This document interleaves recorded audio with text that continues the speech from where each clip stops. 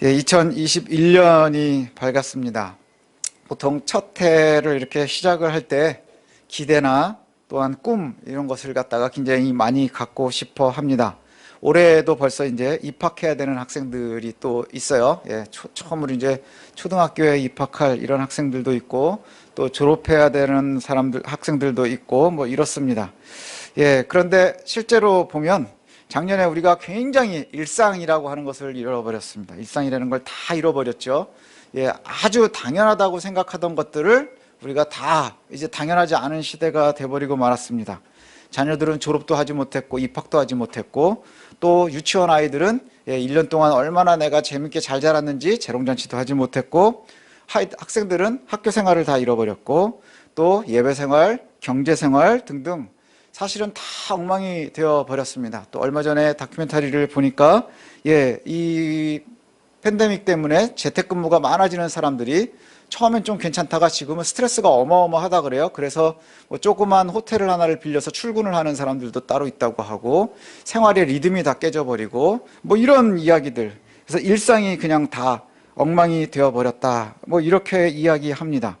눈에 보이지 않는, 우리는 뭐 확인할 수도 없는 그러한 코로나 바이러스라는 녀석이 온 세상을 아프게 하고요. 또 지금도 아직 진행 중입니다.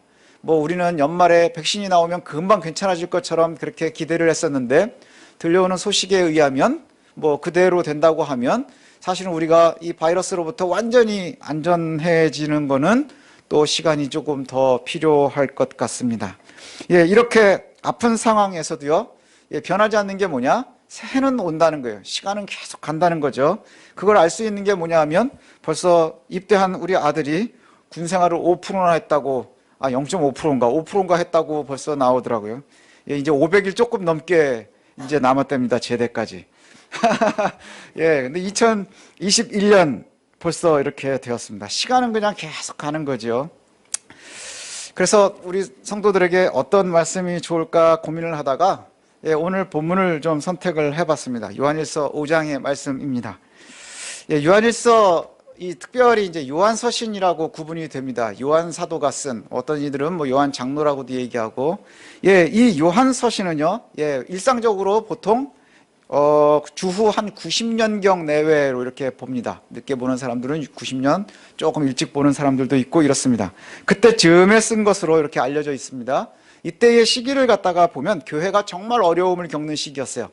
교회가 너무너무 어려운 시기였거든요. 왜냐? 예수님께서 십자가에 달려서 죽으시고 그 초창기에 있었던 사람들은요, 이 예루살렘 안에 유대인들의 박해를 받고 있었습니다. 그러다 시간이 조금 지난 다음에는 네로 황제의 박해, 이 로마로부터 시작되는 네로 황제의 박해가 있었고요. 지금 이 요한서신이 쓰여지는 90년대에는 네로 때보다도 훨씬 더 강도가 세진 박해가 바로 도미티아누스라고 하는 황제로부터 있게 됩니다. 그래서 엄청난 박해, 그 가운데 살아가는 것이죠. 그런 박해 속에서 살면서 교회가, 성도가 어떻게 살아가야 될 것인가, 이걸 한번 고민을 해보세요. 예수님의 사역이 대강 했을 때 30년경이라고 생각을 하면요, 지금 90년경이라고 하면 예수님 부활 승천하신 지가 벌써 60년이 다 돼가는 거예요. 그 시기에, 그러니까 우리나 그때의 사람들이나 별반 다르지 않아요. 다른 것 중에 하나는 뭐냐? 예수님을 직접 봤었던 사람들이 아주 할아버지나 할머니로 일부 살아있는 사람들이 있을 수 있다는 것, 그거 말고는 똑같은 거예요. 새로운 세대들이지요. 이 사람들이 지금 이제 신앙생활을 하고 교회 생활을 해야 하는데, 이 시기에 과연 어떻게 그리스도인으로 살아갈 것이냐, 어떻게 살아가는 것이 예수 그리스도의 가르침대로 잘 살아가는 것이겠느냐 하는 것이죠. 이 시기에 성도로 살아간다고 하는 것, 예수쟁이로 살아간다고 하는 것, 이건 그냥 단순하게 생각의 고민이 아니에요. 사상적인 선택이 아니고요, 사유의 문제가 아니라 살고 죽는 문제였어요. 예수를 믿는 것 때문에 내가 죽을 수도 있고요, 예수를 믿는 것 때문에 우리 집안이 다 멸망에 이를 수도 있고요, 예수를 믿는 것 때문에 목숨을 버려야 되는 상황이 생길 수도 있고요, 모든 경제 상황에서 배제가 될 수도 있는 이러한 시기를 살아가는 그러한 사람들에게 이 안으로는 또 어떤 문제가 생기느냐? 가짜 가르침들이 이제 넘쳐나기 시작하는 거예요. 예수님의 부활이 60여 년경이 지나고 나니까 그 안에서도 문제가 생기고 밖에서도 문제가 생기고, 밖에서는 끊임없는 박해가 있고 안에서는 가짜들이 차고 넘치는 이러한 시기를 만나게 됩니다.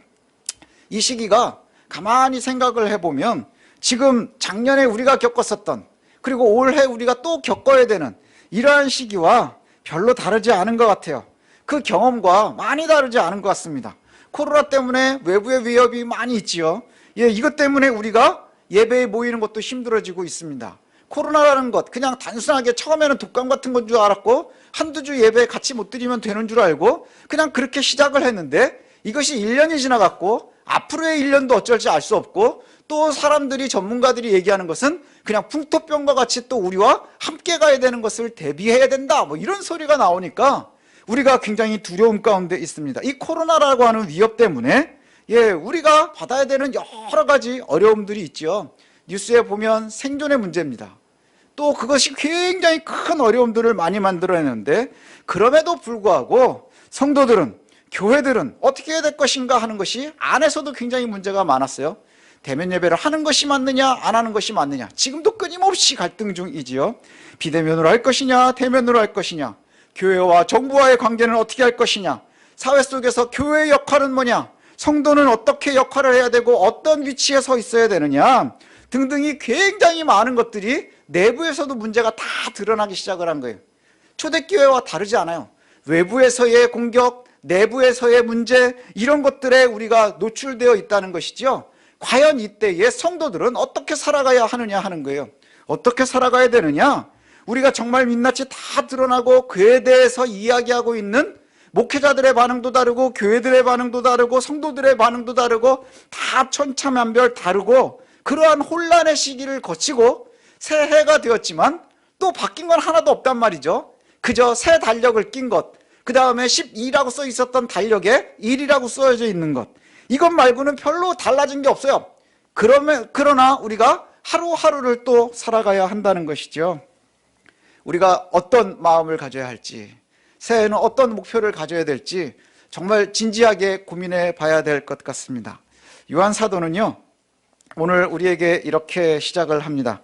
하나님의 아들의 이름을 믿는 너희들에게 내가 쓴다, 이렇게 시작을 하거든요. 13절에 보면 내가 하나님의 아들의 이름을 믿는 너희에게 이것을 쓴다. 누구에게 쓰는 건가요? 저 여러분에게 쓰는 거예요. 예수 믿는 사람들에게 이야기하는 거예요. 우리에게 쓴 글이라는 것이죠. 예수를 믿는 사람들에게 뭐라고 쓰느냐 하면 뭐라고 얘기하느냐, 너희로 하여금 영생이 있음을 알게 하려 함이라, 이렇게 말씀해요. 세상과 다른 가장 중요한 것 중에 하나가 뭐냐, 바로 영생에 있다는 거예요. 영원한 생명, 영원한 생명. 우리가 그리스도를 향하는 믿음의 삶이 담대할 수 있는 이유가 바로 여기 있는 것이죠. 예수 그리스도를 믿는 사람들이 하나님의 백성이라고 고백하는 사람들의 삶이요, 그렇지 않은 사람들의 삶과 다르다는 것이에요. 예수 그리스도께서 함께 해주시는 분, 그 성도들의 삶은 굉장히 다르다는 것이죠. 그리스도를 향하는 믿음의 삶이 담대할 수 있는 이유를 갖다가 이야기하는데, 오늘 뭐라고 얘기하느냐 하면요, 15절에 이렇게 얘기를 해요. 우리가 무엇이든지 구하는 바를 들으시는 줄을 안즉, 이게 우리에게는 굉장히 큰 위로입니다. 뭘 한다고요? 우리가 무엇이든지 구하는 바를 그분이 들으신다는 거예요. 하나님이 들으시고 그리스도께서 들으시고 그것을 갖다가 잘 들으시는 줄을 우리가 안즉, 우리가 그에게 구한 그것을 얻는 줄을 또한 아느니라. 구하면 얻을 수 있다, 이렇게 말씀하죠. 이게 그저 요한 사도의 이야기 아니라 예수님께서 친히 그렇게 말씀하세요. 너희가 구하고 믿으라, 이렇게 말씀하신단 말이죠. 우리가 정말로 이 구한 바에 대해서는 들어주신다 하는 것, 이것이 우리에게 굉장히 큰 은혜예요. 그런데 여기에 전제가 하나 있어요. 아주 큰 대전제가 있는데요, 이 전제는 단순한 기도의 문제가 아니라 우리 성도들이 살아가야 되는 삶의 대전제입니다. 대전제는 뭐냐? 예수 그리스도를 믿는 성도들이 이 세상의 삶을 살아내는 동안에 세상의 안팎에서 다가오는 여러 가지 어려움 속에서도 우리가 담대하게 살아가야 된다는 거예요. 그리고 그 담대하게 살아가는 이유가 뭐냐? 우리가 구하면 들어주신다 하는 것이기 때문이에요. 이게 대전제라고 그랬죠. 근데 거기에 핵심이 뭐냐 하면 너희가 그와 같이 구하면 내가 줄게. 이거는 팩트예요. 아주 중요한 대전제예요. 근데 여기에서 우리가 놓치지 말아야 되는 것이 있는데, 그게 뭐냐 하면 예수님이 성도들에게 요구하는 게 있다는 거예요. 예수님이 성도들에게 가장 기본적으로 요구하는 게 뭐냐? 너희는 세상의 소금이어야 되는 거야, 이거예요. 세상 안에 살아야 된다는 얘기죠. 예, 그리스도인들은 세상 안에 살아가는 사람들이에요. 세상 안에 살아가면서 무슨 역할을 한다고요? 소금의 역할을 해야 되는 거예요. 맛을 내야 되는 거예요. 그리스도인이면 그리스도인답게 보여야 되고요. 그리스도인들의 역할을 해야 되고 그리스도인다운 영향력을 끼쳐야 한다는 거예요. 그런데 그 영향력을 끼친다 하는 것이 그냥 단순하게 어찌해야 하는 것이냐? 대전제는 바로 이겁니다. 우리의 기도와 간구가, 저와 여러분들의 삶의 모습이 우리의 뜻과 그리스도의 뜻이 같아야 된다는 제전제예요. 예, 같아야 된다는 대전제. 우리가 속지 말아야 되는 것 중에 하나가 뭔 줄 아십니까? 무엇이든지 믿음으로 구하면 다 주신다는 것. 거기에 전제를 빼놓으면요, 이게 산으로 가는 거예요. 내가 무엇이든지 구하면, 나쁜 짓 해가면서 속여가면서 우리는 늘 구하는 게 부를 구해요. 명예를 구해요. 내가 원하는 것들은 다 구해요. 저도 마찬가지예요. 예, 우리 아이들 잘 됐으면 좋겠어요. 건강했으면 좋겠어요. 내가 원하는 걸 다 원하는 건 내어놓죠. 하지만 거기에 놓치지 말아야 되는 대전제가 뭐냐? 그리스도의 뜻과 우리의 뜻이 다르지 말아야 된다는 거예요. 그리스도의 뜻과 우리의 뜻이 다르지 않아야 한다는 것이죠. 14절을 한번 보시면, 그를 향하여 우리가 가진 바 담대함이 이것이니 그의 뜻대로 무엇이든지 구하면 들으심이라. 이거는 놓치는 거예요. 그의 뜻대로 구해야 하는 거예요. 내가 원하는 내 뜻대로가 아니라 주님께서 우리에게 요구하시는 바가 있는 거예요. 성경이 우리에게 끊임없이 이야기하고 있는 게 있어요. 그러면 우리가 가짜를 구분해낼 수 있어요. 무엇이 틀렸는지도 구분해낼 수 있어요. 그래서 그리스도께서 원하지 않는 것들은 내가 아무리 목이 쉬도록 40일을 굶어가면서 기도해도 들으시지 않는 거예요. 왜요? 그리스도의 뜻과 반하기 때문에. 대전제를 놓치지 마십시오. 모든 신앙의 시작, 모든 믿음 생활의 시작, 모든 기도의 시작, 모든 믿음의 시작은 그리스도와 우리의 뜻이 같아야 하는 거예요. 같은 곳을 바라봐야 하는 거예요. 기준이 같은 곳에 있어야 한다는 것이죠. 그러면 뭐 한다고요? 우리가 구하는 것을 들어주신다는 거예요. 예, 우리의 기도에 응답하신다고 하는 것이죠. 이 대전제가 있으면 우리가 어떻게 이제 한 해를 살아갈 것인지, 우리가 어떻게 우리의 인생을 살아가야 될 것인지, 그리고 우리가 어떻게 행동해야 할 것인지가 나타납니다. 뒤에 보면 이런 이야기들이 이제 계속해서 나와요. 우리 주변에 형제가 잘못된 길로 갈 때 어떻게 해야 할 것인가, 이런 문제예요. 이것은 나에게도 적용이 될 수 있어요. 잘못된 것, 그 다음에 내 주변에 잘못된 것, 실수하는 그들을 어떻게 할 것이냐, 내가 실수했을 때 어떻게 해야 될 것이냐, 뭐 이런 것들에 대한 답이 되겠죠. 예, 우리의 형제가 잘못된 길로 가는 것을 본다면 그를 위해서 기도하래요. 기도하는 것 굉장히 중요합니다. 성도들과 그렇지 않은 이들의 가장 큰 차이점은 뭐냐? 어려움을 만나면 기도할 수 있으면 성도인 거예요. 왜요? 믿음이 없이는 기도할 이유가 없는 거예요.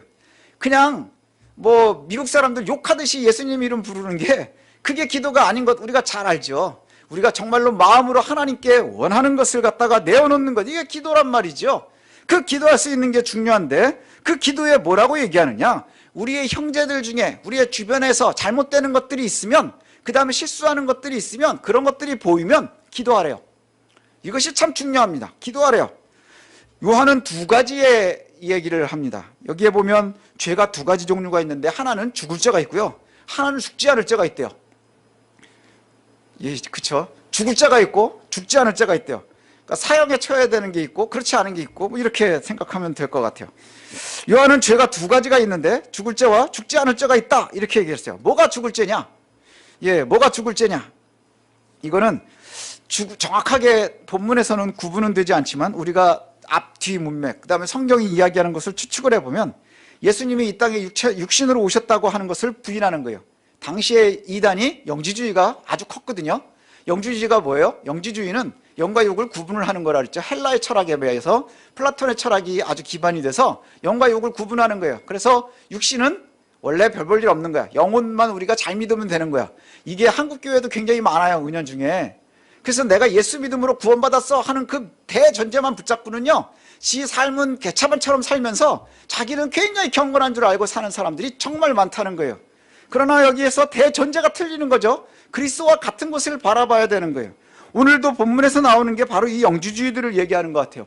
예수 그리스도께서 육신으로 이 땅에 오신 그리스도인 것을 믿는 자와 그렇지 않는 자, 이게 죽는 자냐 죽지 않는 자냐 이렇게 말하고 있는 거예요.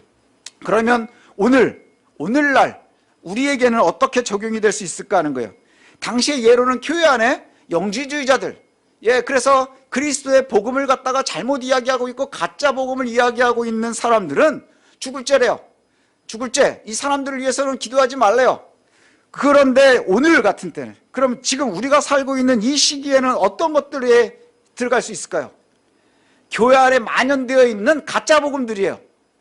교회 안에 만연되어 있는 가짜 복음들, 한국 교회 안에 있는 가짜 복음들, 혹시 우리 속에 있는 가짜 믿음들, 이것을 찾아내야 한다는 것이죠. 뭐가 될까요? 물질주의예요. 또 기복주의예요. 또 형식주의예요. 물질주의가 뭐예요? 돈 많이 버는 게 복인 줄 아는 거예요. 기복주의는 뭐예요? 그냥 내가 바라면 기도하는 것을 마치 주문처럼 아는 거예요. 그래서 복 받는다 하는 거에 매여 있는 건 얘기하는 거예요. 형식주의 뭐예요? 경건이 형식에 매여 있는 거예요. 그래서 뭐 오케스트라가 들어가고 뭐 화려하고 조명이 멋있으면 경건한 줄 아는 것, 그렇게 믿는 거, 이게 다 형식주의예요. 그 다음에 또 한 가지 조심해야 되는 게 뭔 줄 아십니까? 성도들이나 교회들이나 권력지향주의예요. 권력에 눈이 멀기 시작을 하면서 다 버리는 거예요. 중세교회가 요즘에 다시금 막 되게 많이 사람들이 관심을 갖습니다. 왠 줄 아세요? 현대의 교회와 중세교회가 같은 점이 너무너무 많은 거예요. 교회들이 권력을 지향하던 때가 있었어요. 권력을 지향하고 실제로 권력을 져서 세상 권력을 다 이기던 때가 있었어요. 그때가 가장 타락한 때였음을 잊지 마십시오. 그때가 바로 중세라고 불리우는 시기예요. 그때의 죄악을, 교회들의 죄악을 이루 말할 수가 없을 정도예요. 근데 지금 교회들이요, 그것을 추구하고 있다는 거예요. 당을 만들겠다는 둥, 뭘 하겠다는 둥, 막 이런단 말이죠. 아니요, 그것은 옳지 못한 거예요. 옳지 못한 거예요. 옳지 못한 것을 보면 어떻게 해야 되나요?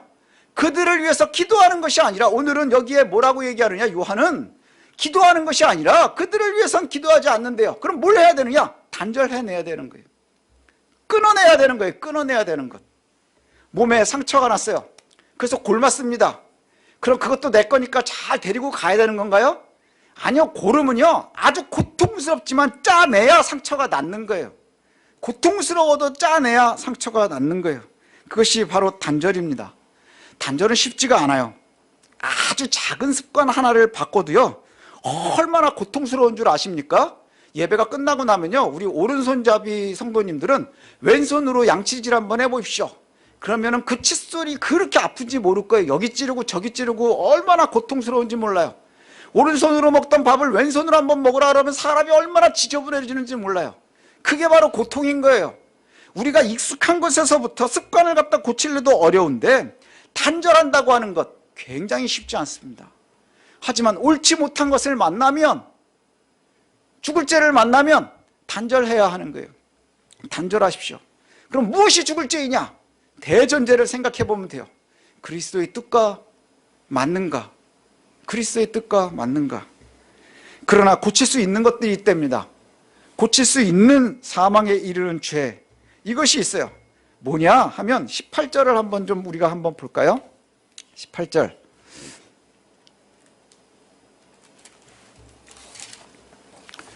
여기 보면 하나님께로부터 난 자는 다 범죄하지 아니하는 줄을 우리가 아노라.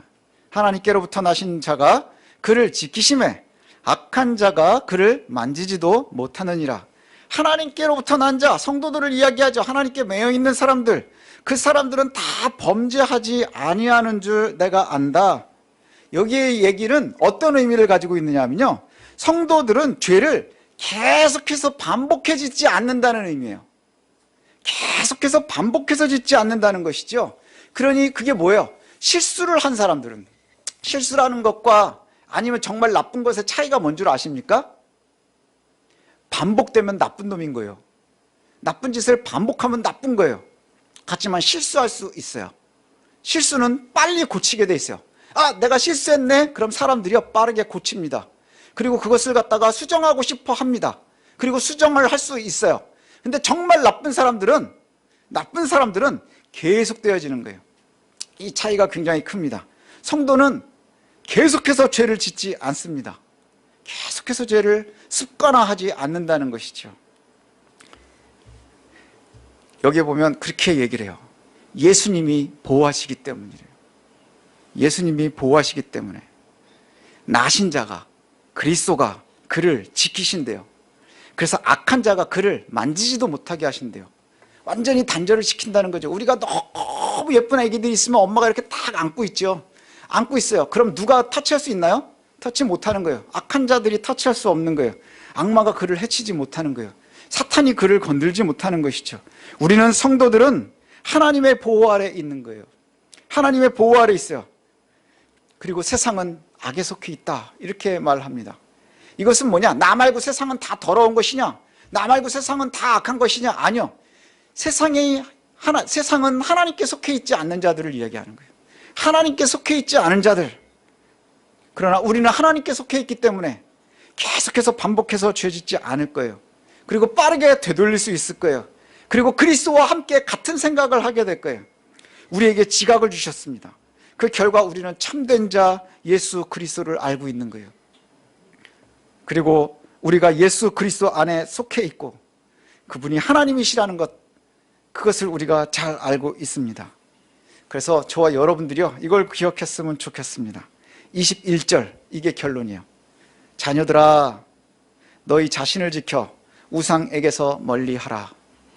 자녀들아, 이게 이제 서율이, 서은이, 사랑이만 얘기하는 게 아니에요. 예, 우리가 다 하나님의 자녀입니다.